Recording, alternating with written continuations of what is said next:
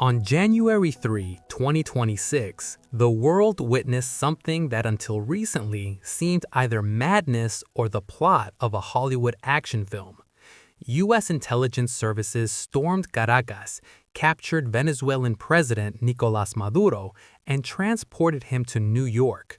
There, he awaits trial on charges of drug trafficking and terrorism. It was expected that the fall of the dictator would be a point of no return, the collapse of the regime, democratization, and long-awaited freedom. But several months have passed, and the picture that is emerging is far more complex and far more cynical. Maduro has been arrested, but Chavismo has not disappeared. Power has passed to Vice President Delcy Rodriguez. The military elite has retained its positions. The United States has eased sanctions, allowing Chevron, BP, Shell, and other giants to return to Venezuela's oil sector. The economy is beginning to recover. But what has happened to the opposition? Where are Maria Corina Machado and Edmundo Gonzalez, who many believe was robbed of his election victory? In this part, we examine why Washington removed a dictator but left his regime in power, who truly controls Venezuela today, and what all this means for millions of Venezuelans who have waited years for change. In the first days of 2026, a wave of panic swept across Venezuela. People cleared store shelves of food, medicine, and basic supplies. It seemed that Maduro's arrest would mark the beginning of chaos, foreign intervention, or civil war. But that did not happen. Instead, something else occurred. The economy began to breathe. On February 13, 2026, the U.S. Treasury issued general licenses allowing 5 major oil companies, Chevron, BP, Eni, Repsol, and Shell, to resume and expand operations in Venezuela. The conditions were strict. All contracts fall under U.S. jurisdiction, and royalties are transferred to accounts controlled by the U.S. Treasury. No deals with Russian, Chinese, Iranian, or Cuban companies. This marked a major geopolitical shift. After nearly a decade of isolation, Venezuela is returning to legal Western energy markets. The United States has already received tens of millions of barrels of Venezuelan oil. The country is once again selling its resources at market prices rather than through shadow schemes with heavy discounts. The head of Repsol publicly announced readiness to invest significant funds and triple production. This cooperation benefits both sides.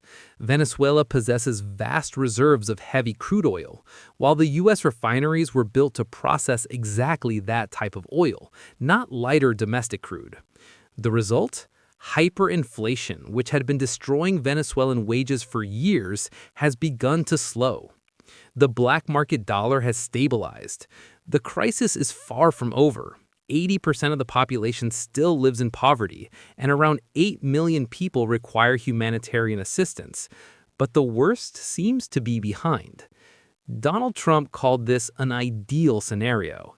The U.S. gained access to the world's largest oil reserves without a ground operation or costly reconstruction.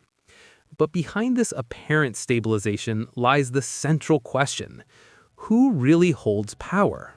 To understand the depth of what has happened, one must look at oil not as an economic resource, but as a weapon. Under Maduro, Venezuela was a key outpost of an anti-American alliance in the Western Hemisphere.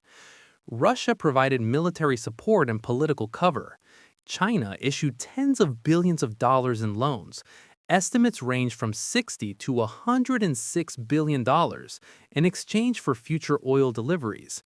Cuba embedded its intelligence services within Venezuela's state apparatus, and Cuban personnel were among those protecting Maduro until the end. Iran helped bypass sanctions. Around 80% of Venezuelan oil was exported to China. Washington was dissatisfied with this, but had little leverage before January 2026. The operation to capture Maduro changed everything. The U.S. began physically intercepting tankers carrying shadow oil. Iranian and Russian contractors are leaving the country. Chinese and Russian companies formally remain in some fields, but in practice, their assets are managed by the Venezuelan government under U.S. supervision. Venezuela has shifted from the orbit of Moscow and Beijing into the American sphere of influence. The main beneficiary is not the opposition or democracy, but the White House, which has secured control over one of the world's largest oil reserves. This raises a fundamental question. Can Venezuela rapidly increase production? Can it become for the U.S. what Saudi Arabia once was? The numbers are telling. In November 2025, Venezuela produced only about 820,000 barrels per day.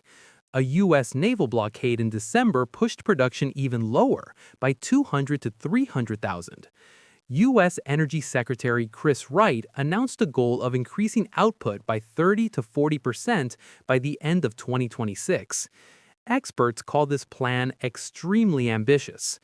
Even under optimistic forecasts by S&P Global, Venezuela may reach only 1.5 million barrels per day by 2030, requiring annual investments of around $3.2 billion. This is nearly 3 times less than pre-Chavez levels. Under Chavez and Maduro, the industry was crippled by corruption, underinvestment, sanctions, and a massive brain drain. The oil pivot has happened, but the key question remains. Who will benefit, the Venezuelan people or the new power brokers in Caracas? The key to understanding Venezuela today is its military. When U.S. intelligence captured Maduro, the world held its breath. What would the military do? Would there be a coup, a civil war? The answer was striking. The military elite remained loyal. Delcy Rodriguez, appointed interim president, received public backing from top commanders. Defense Minister Vladimir Padrino Lopez kept his position. Diosdado Cabello, head of the ruling party and overseer of security forces, continues to control the political apparatus. The U.S. made a deal. Loyalty in exchange for no prosecutions and no purges. The regime remained intact. In April 2026, Foreign Affairs published an article with a striking headline. The U.S. removed a dictator but left a dictatorship. But how stable is this loyalty? The data suggests otherwise. Venezuela's armed forces are in deep crisis. Rank-and-file soldiers earn around $100 a month. They lack food and equipment. Some commanders reportedly trade weapons for supplies. Dozens of soldiers are fleeing across the border into Colombia. They claim the regime has disarmed them out of fear of rebellion. According to the Dialogue think tank, desertions are rising, though not yet enough to topple the regime. Still, like rust, this process is slowly eroding the military from within. In January 2026, following Maduro's arrest, a quiet but alarming purge began. According to Miami Herald, at least 14 high-ranking officers disappeared from public view, including key figures in the presidential guard. Their fate remains unknown. Whether this was a U.S.-driven removal of potential threats or an internal consolidation of power is unclear. What is clear is that the army is not unified, and its patience may not be unlimited. And finally, the most painful question. Where is the opposition? In 2024, Venezuela held presidential elections. Officially, Maduro won. But most independent observers and Western governments recognize opposition candidate Edmundo González Urrutia as the true winner by a wide margin. After Maduro's arrest, it was expected that González would finally assume office. Spain's parliament recognized his victory.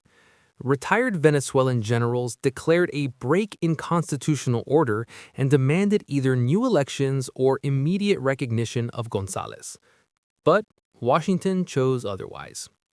Trump did not install González. Instead, he left the Chavista leadership in power. Delcy Rodriguez, Diosdado Cabello, and Vladimir Padrino Lopez. In March 2026, Trump hosted opposition leader Maria Corina Machado, Nobel Peace Prize laureate of 2025, at the White House. She sought a democratic transition plan. What did she receive? A polite recommendation not to return to Venezuela yet. No guarantees, no roadmap. Meanwhile, according to The Guardian, armed pro-government groups continue to patrol streets, checking civilians' phones. Nearly 1,000 political prisoners remain behind bars despite promises of mass releases. Venezuelan sociologist Rafael Uzcategui called this Chavismo 3.0. The same regime, the same repression, just without Maduro and under Washington's supervision. The paradox is striking. Today, the White House appears to trust Chavista elites who accept U.S. conditions more than the democratic opposition supported by the population. After all, a fragile ruling elite is easier to control than a popular opposition. So, what do we have by April 2026? First, Maduro's arrest did not lead to the collapse of the regime. Chavismo has adapted but remains in power. Second, the U.S. achieved its main goal, removing Venezuela from the influence of Russia, China, Iran, and Cuba, while gaining access to its oil reserves without occupation. Third, the opposition remains in limbo. Its candidate has not taken office. Its leaders are in exile or under pressure. Fourth, the military remains loyal, but that loyalty is driven by fear. Venezuela has entered a fragile equilibrium. But how long can it last? What happens if promised oil revenues never reach the people? What happens when the military grows tired of poverty? And most importantly, what lies ahead for Venezuela in 1, 2, 5 years? A democratic transition, civil war, or the final consolidation of an authoritarian regime under an American umbrella? This is only the first part of our analysis of Venezuela. In the next part, we will explore what is happening beyond Caracas: criminal conflicts, the return of refugees, and the role of Colombia and Brazil in the new regional balance of power. And in the third part, we will examine how this experience is reshaping U.S. policy toward Latin America, and which countries might be next on the democratization list. Thank you for watching. Africa is burning. The Middle East is in flames. South America is holding its breath. Subscribe. More deep dives are coming.